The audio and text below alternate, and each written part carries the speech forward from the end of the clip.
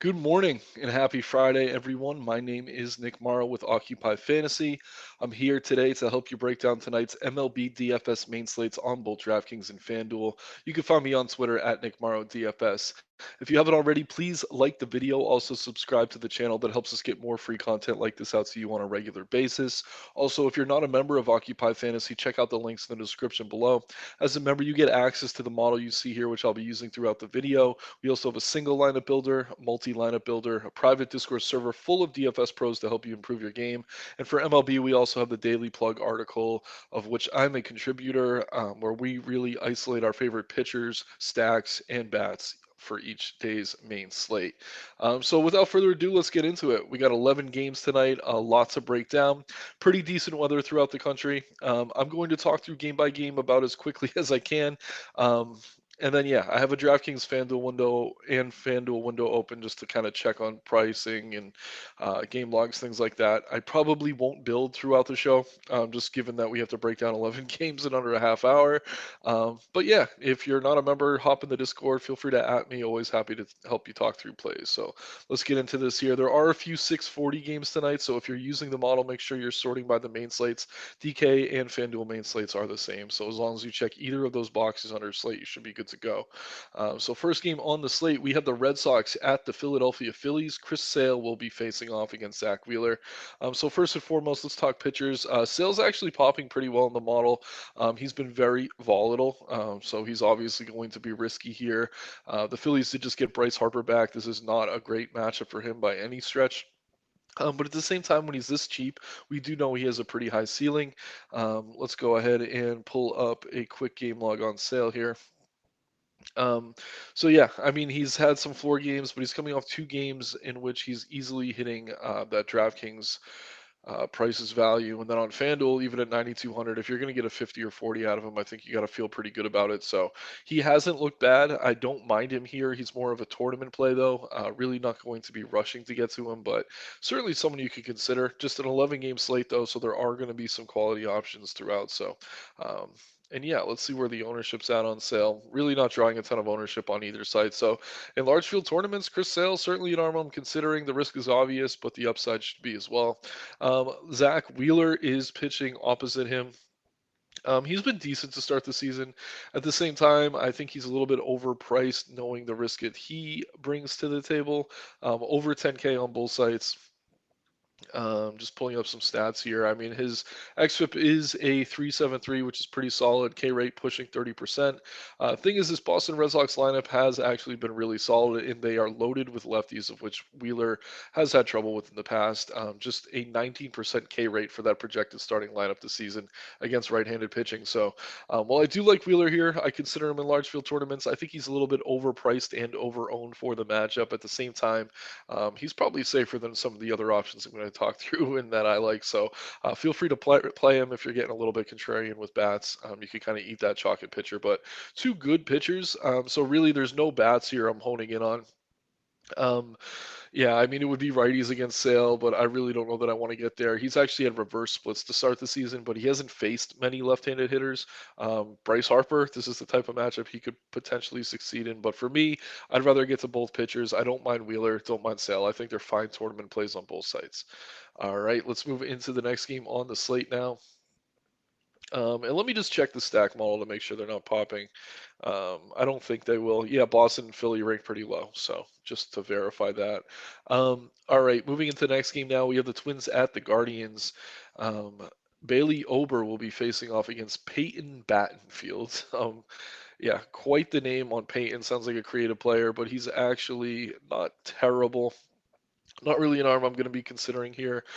This Minnesota lineup has been getting healthy. They've been hitting the ball pretty well lately. If you see me looking off to the side, it's because I have a couple monitors open, just looking at stats, things like that.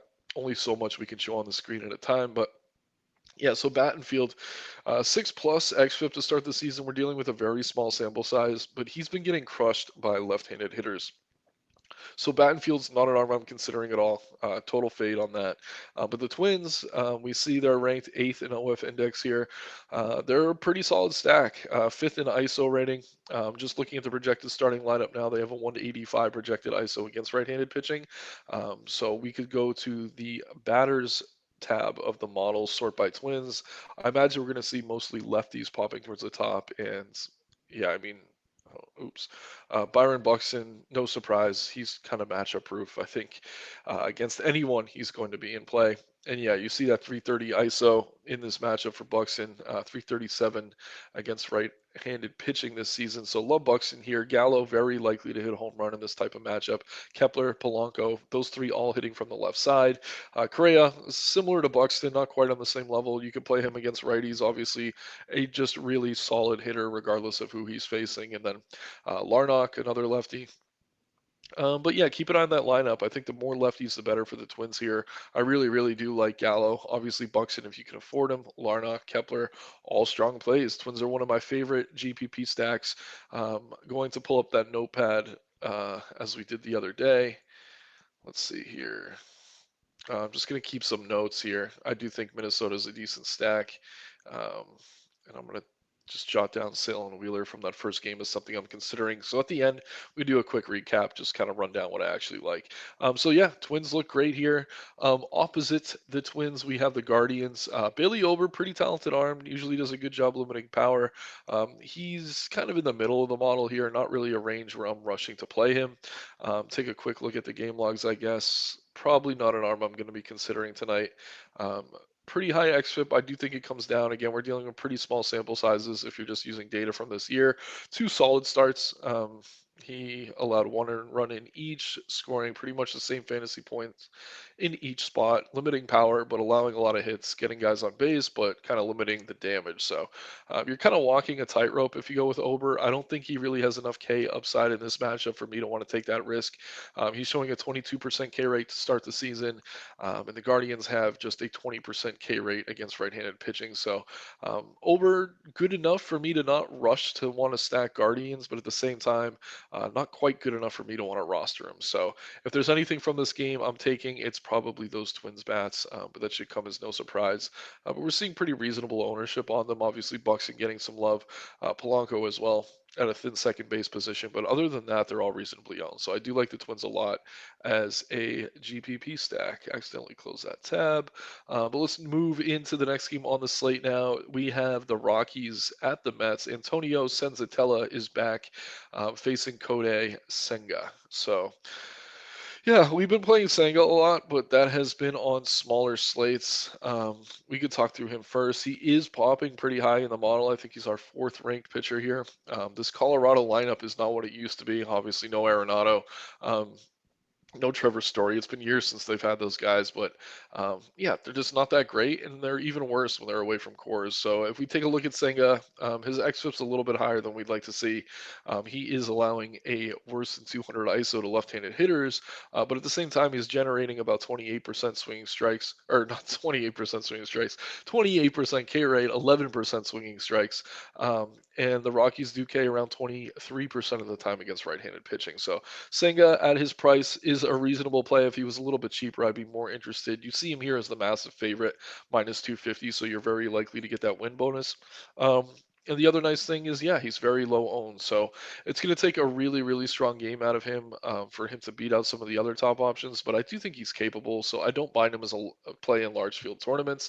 Really, no Rockies bats I'm considering. If there were any, it'd probably be McMahon or Blackman. But I'm really never rushing to play Rockies bats away from cores. So I do like Senga here. On the other side, we're dealing with Antonio Senzatella. Really not a talented arm. Usually a guy we stack against when he's in cores. When he's away from cores, not quite as appealing. But if we sort by stacks here, yeah, the Mets are way down there. I mean, I thought we'd see them a little bit higher. They actually rank first on the slate in WOBA, so they're likely to make a lot of contact here. The thing is, Senzatella has around a 50% ground ball rate dating back to the start of 2022. So while he is going to give up hits. I mean, he's also just going to get out a lot of innings. We're going to see double plays, things like that.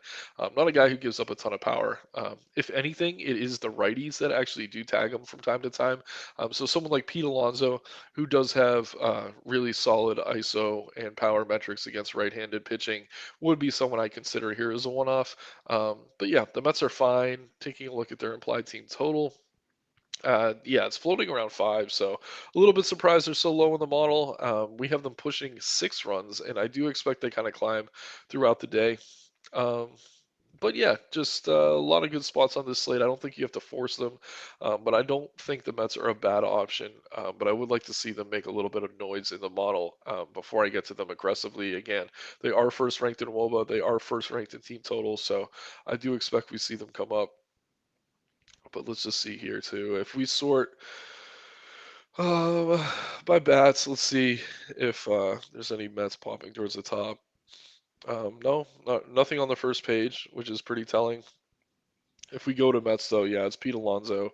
They're all kind of in that 4 to 5 OF index range, so nothing we're forcing. But yeah, don't sleep on the Mets if they're not going to be owned. I do expect to see more ownership throughout the day, and I do expect our model starts to like them a bit more. But for now, nothing we need to force, but certainly don't go playing Antonio Senzatella. He's really just not an appealing option. He doesn't have much K upside, ground ball pitcher.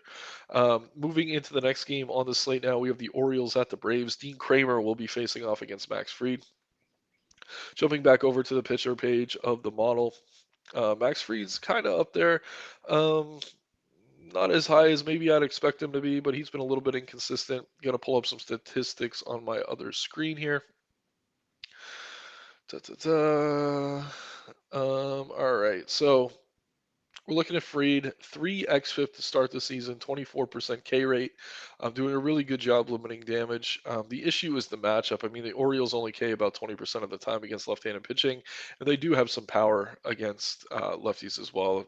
ISO for the projected starters around 180 on the season. We don't see Baltimore popping here. I don't think I really want to get to them as a stack.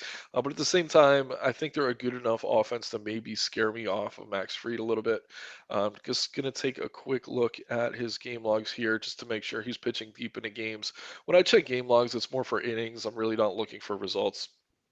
We'll look to the numbers for whether or not we want to play an arm. But yeah, he's been solid. So I do think Max Fried is actually good here. He's been pitching into the 6th. I think he could go long if they need him to.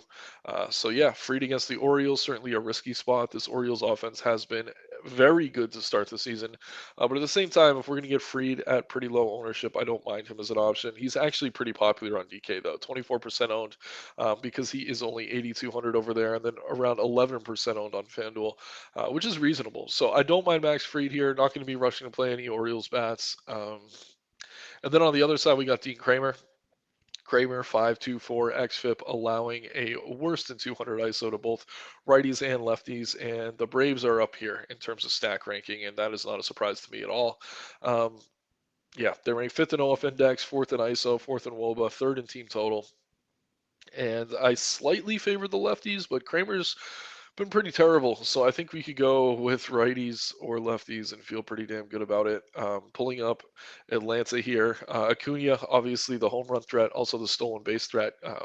Been very aggressive on the base pass to start the season. He looks great here. Riley, Olson, Murphy, very underrated. If you could get him into your stacks, I do like Murphy a lot at very low ownership. I think Azuna's been seeing the ball a little bit better lately. Still never someone I'm rushing to get to. If Michael Harris is in the lineup and healthy, he is too cheap on both sides, even if he's sitting towards the bottom of the order.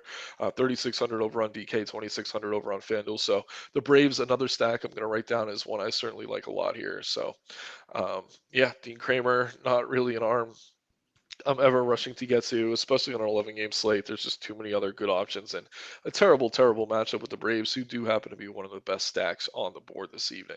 So moving into the next game on the slate now, we have the A's at the Royals. The A's will be rolling out Kyle Muller, and the Royals will be rolling out Brad Keller.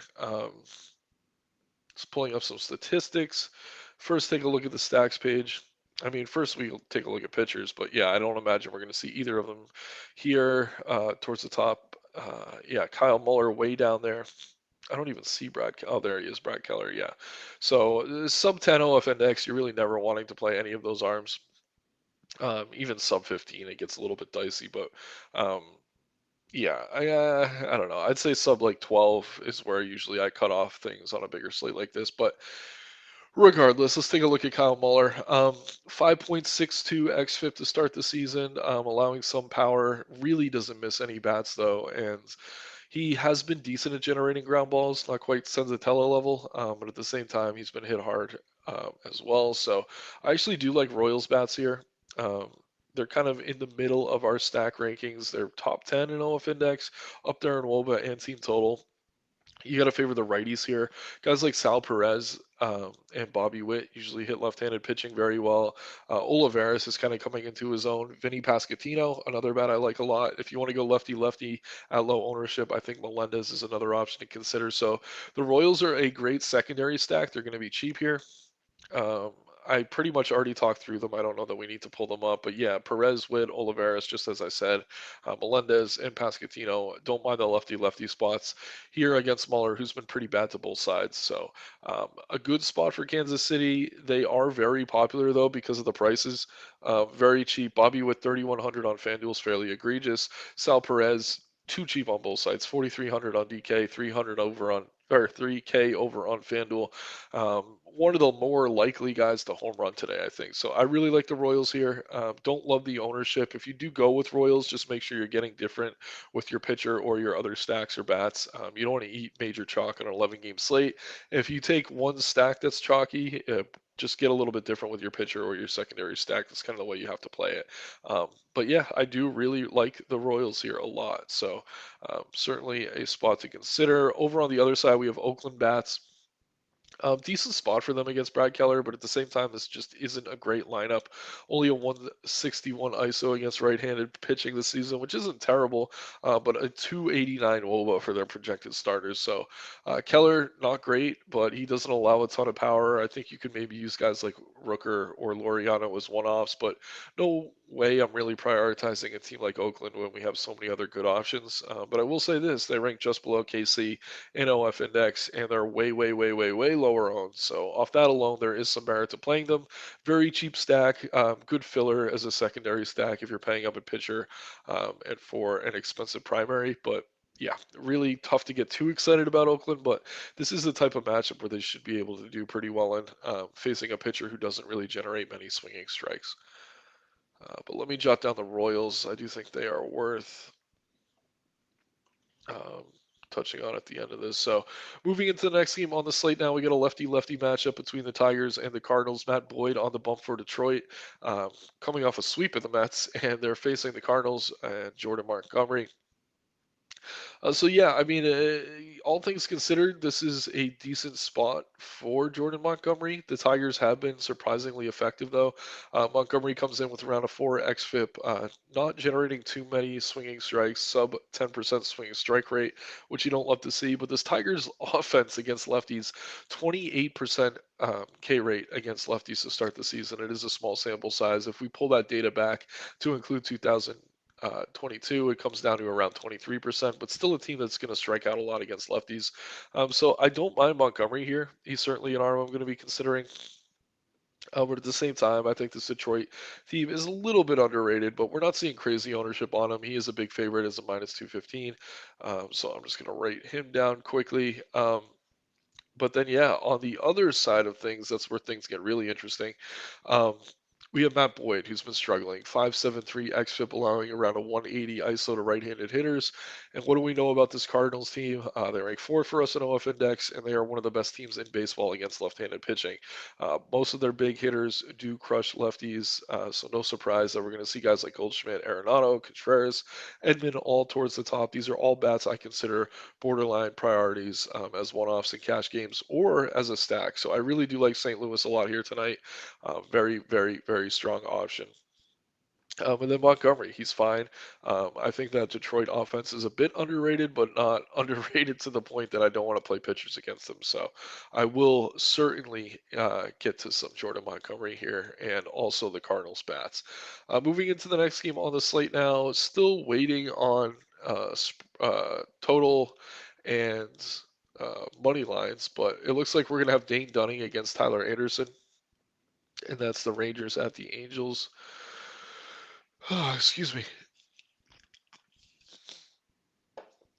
So first and foremost, Dunning, when he came into the league, he was kind of known as a strikeout guy. Really hasn't shown it at all lately. His K rate so far this season is 13.9%, which is absolutely terrible. He is our worst rated OF index play of the day. Opposite him is Tyler Anderson, who is the second lowest rated OF index play of the day. So I don't want to spend too much time talking about terrible pitchers, but we can talk about these bats though. So I do imagine we see Texas and LA towards the top. Yep, LA second ranked stack, Texas in that top 10. Both have a ton of power. So, talking about Texas bats first, I think we're going to want to prioritize guys like Adolis Garcia. Jung has been outstanding. 500 plus ISO against lefties to start the season. Obviously, not sustainable. We're talking about a really small sample size, but Rangers righties look outstanding here. So, Jung, Heim, Sebi, and Garcia. Those are the four I'd be prioritizing. Robbie Grossman as a switch hitter looks good here as well. Ezekiel Duran, if he slides into the lineup, he helps lower the price of the stack from the right side. I think he's a good value piece. But really, really do like Texas bats. Then over on the LA side against Dunning, obviously the top of this order is loaded with guys like Trout, Otani, Renfroe, Ward. All four of them outstanding, all pretty expensive though. Drury, Tice, Neto help lower the price of things. Neto's been leading off a lot lately, which is good to see. Again, that helps drive the price of this stack down, but another just really, really appealing option. I think there are more quality stacks than there are quality arms on this slate, but that's really no surprise. But yeah, really like LA, really like Texas. Uh, just load up on those bats and do not go anywhere near the arms in this one. All right, we got a few games left. We are moving into the West Coast now. We got the Dodgers at the Padres, Clayton Kershaw at Yu Darvish.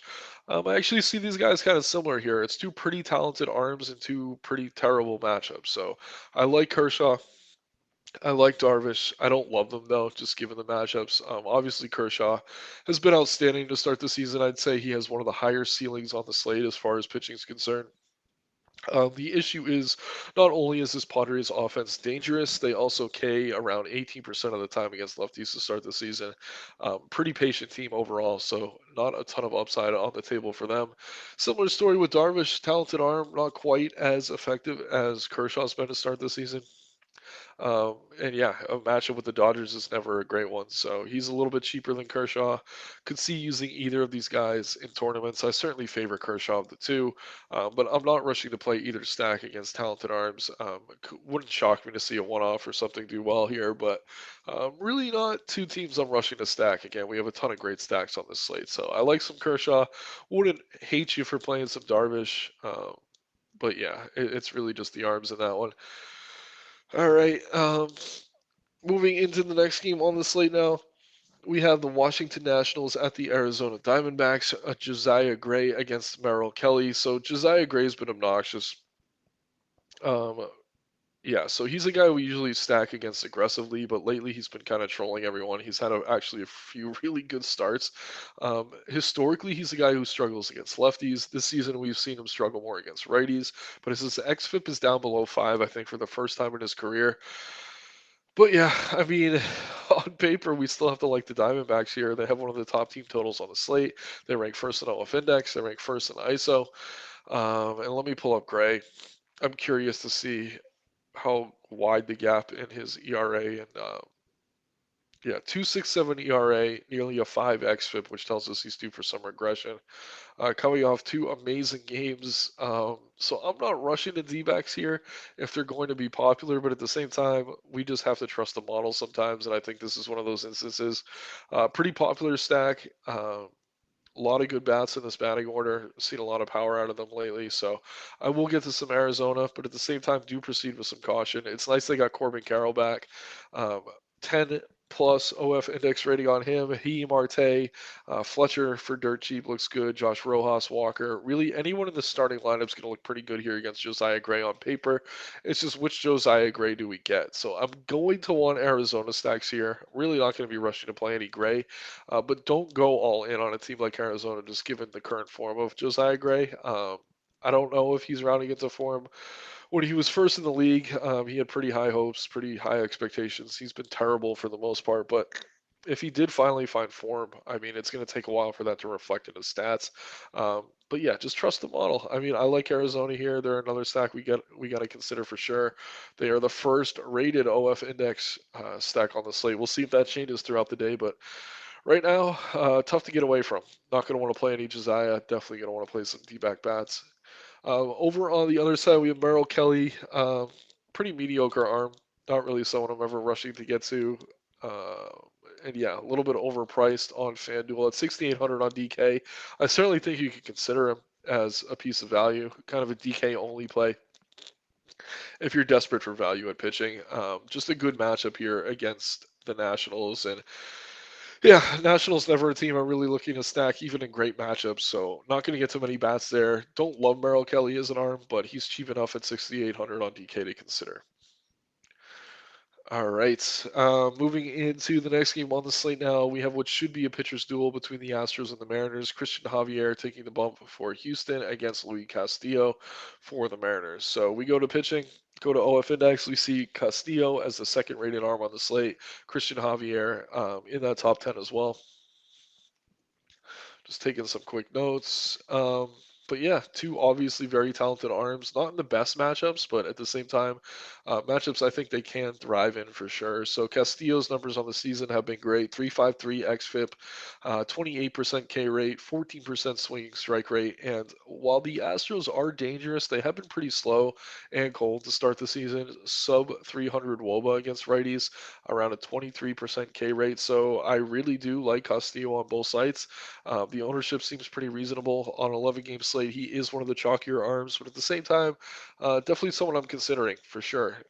And if we could get someone like Tucker or Alvarez resting tonight, that would be even better. Because outside of the middle of this order, from like Bregman down to Tucker, it does get pretty soft. So, good spot for Castillo. Like him a lot on both sides. Christian Javier opposite him, riskier, but I think he does have plenty of upside here. Sub 10K on both sides. Hasn't been great, but we are seeing near 14% swinging strikes out of him, so we know the Ks are going to be coming. And as dangerous as this Mariners offense is, they K nearly 25% of the time against right-handed pitching. So Christian Javier, another arm I'm considering. Really not rushing to get to any of these bats. But yeah, love Castillo, and I like Javier. All right, last game on the board. Thanks again, everyone, for tuning in. We have Corbin Burns and the Brewers taking on Sean Manaea and the San Francisco Giants.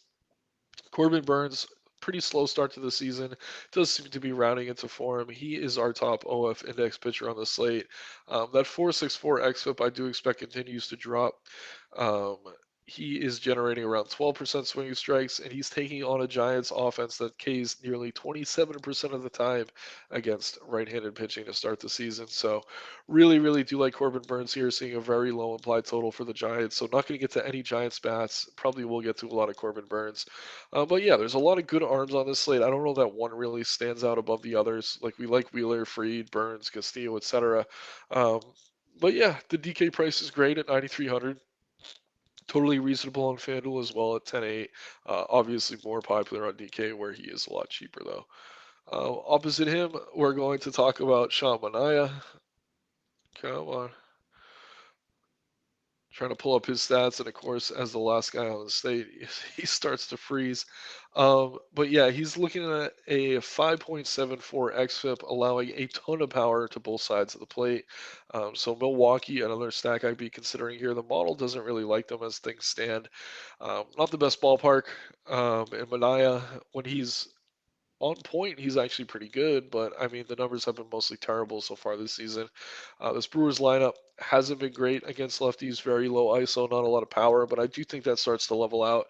Maybe we see that positive regression here in bats like Willie Adames, William Contreras, Mike Purcell, Brian Anderson, maybe even Luke Vogt or Tyron Taylor in the middle of the order. This is a team leaving Coors Field, though, so if you believe in that Coors hangover, maybe don't rush to get to Milwaukee, but they're a stack I'd be considering here, even though the model isn't necessarily in love with them.